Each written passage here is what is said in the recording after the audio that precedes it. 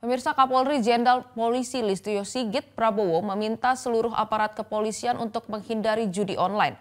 Apabila terbukti terlibat, Kapolri tak segan memberi sanksi hingga pemberhentian dengan tidak hormat.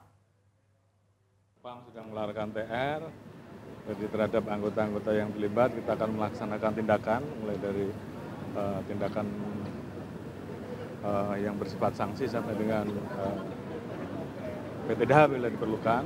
Dan saya kira semua elemen semuanya bergerak untuk melaksanakan kegiatan mulai dari kegiatan yang bersifat preventif sampai dengan penegakan hukum. Dan saya kira teman-teman dari Barreskrim dan seluruh jajaran semuanya bergerak untuk itu.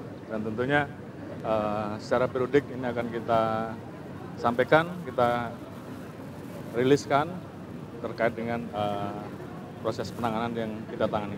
Tentunya kita minta kepada seluruh jajaran agar dimaksimalkan menyentuh titik-titik yang selama ini mungkin sulit disentuh, tentunya bekerja sama dengan stakeholder, dengan kerjasama internasional sehingga.